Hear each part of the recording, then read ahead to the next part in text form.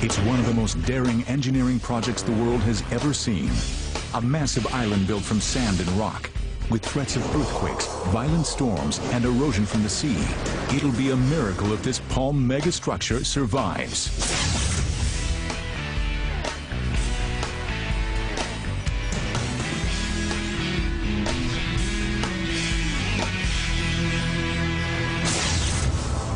August 2001. The Persian Gulf is a massive activity. Dubai is building one of the biggest man-made islands in the world. Engineers have a daunting task ahead of them because this is a construction like no other. All structures stand in defiance of nature. Most are built from concrete and steel, materials that are artificially strengthened. But this massive island is being constructed out at sea, using only natural materials, sand and rock.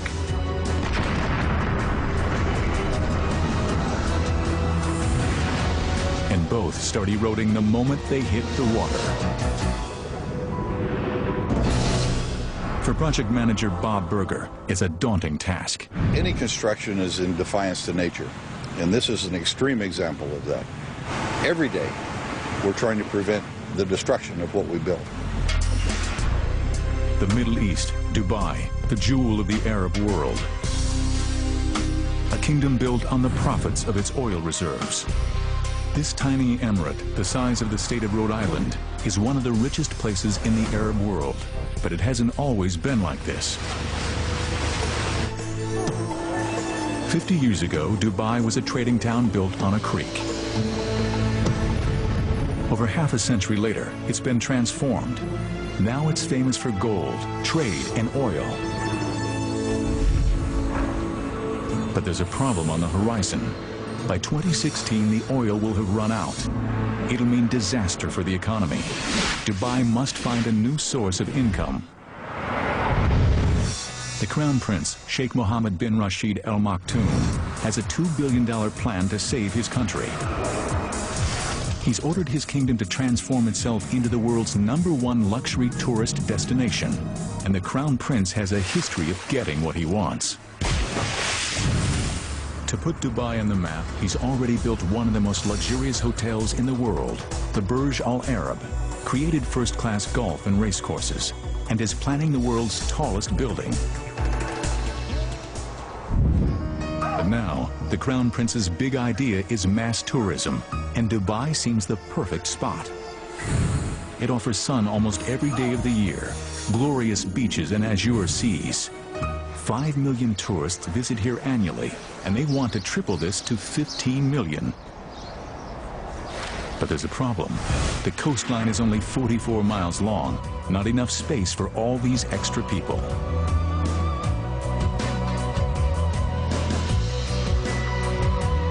The Crown Prince's plan is to build a massive island, and he wants it done by 2006.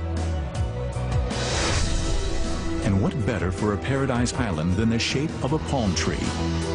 3.5 miles across, it increases the coastline by a whopping 35 miles, 9 times more beachfront than the circular island. But no one has ever built an island this size and shape before. When I first heard of this project, I couldn't believe it. I thought it's incredible. The extraordinary plan is to build a city at sea. Palm Jumeirah will be covered with luxury villas, shopping malls, and restaurants. The crescent-shaped breakwater linked to the palm by a tunnel will hold 22 hotels. The easiest way to build such a massive structure at sea is to use concrete and steel, but this doesn't fit with the Crown Prince's plans. His idea creates an added challenge. To blend in with its surroundings, the island must be made entirely from natural materials. The palm-shaped island will be made only from sand, 123 million cubic yards of it. All that protects this from the sea will be a breakwater, using 7.2 million cubic yards of rock. Together, there's enough sand and rock to build a 7.5-foot-high wall circling the entire world.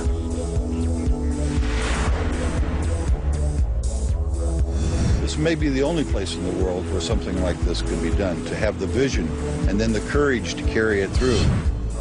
To make this plan a reality, Dubai needs the best engineers on the planet. A worldwide search leads to Northern Europe and Holland. Experts in land reclamation, the Dutch have increased Holland's landmass by 35%. The Dutch team is immediately booked for the job. The first thing they have to prove is that it's possible to build an island out in the Persian Gulf and that it'll stay there. They know the only way to keep the island in position is to surround it by a breakwater. But just how big does this sea defense need to be? To find out, researchers must calculate the strength of Dubai's storms, the height of the waves and tidal surges, and what effect global warming will have in raising the sea level.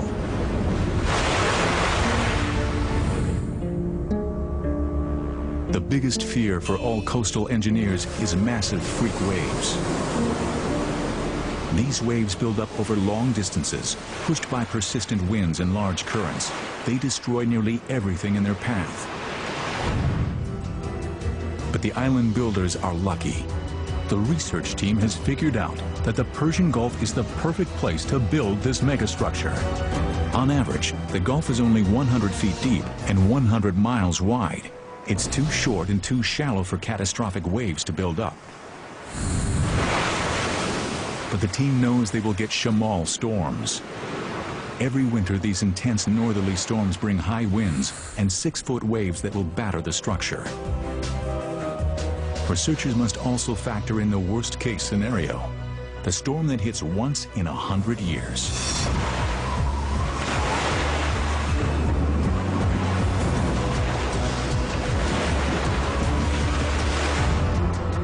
The team does the final calculations.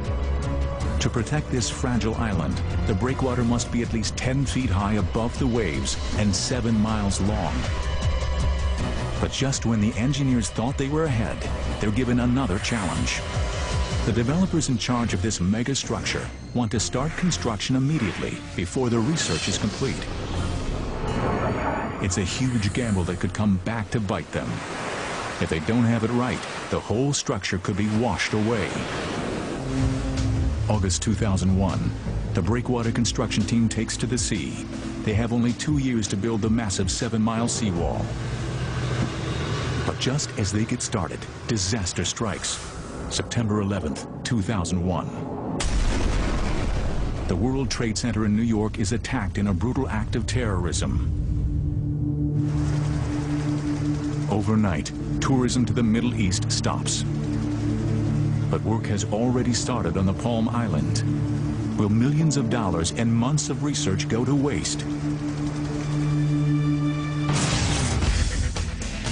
Megastructures, Impossible Islands will return to Megastructures, Impossible Islands. September 2001.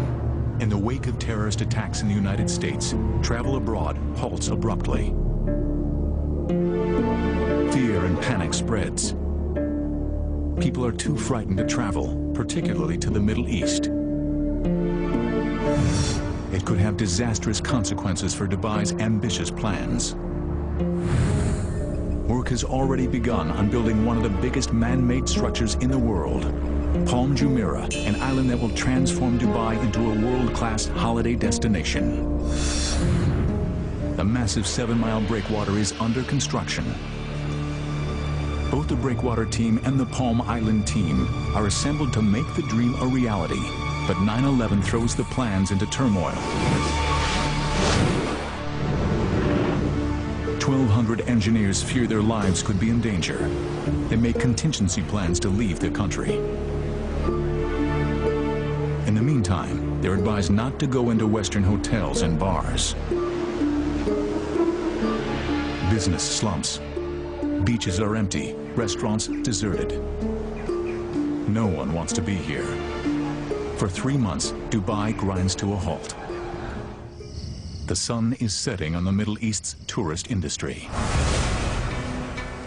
But the job must carry on, whatever the political climate. The oil reserves are running out. The Crown Prince stands firm. Developers are now committed to the build. Millions of dollars have been spent hiring the world's top reclamation engineers.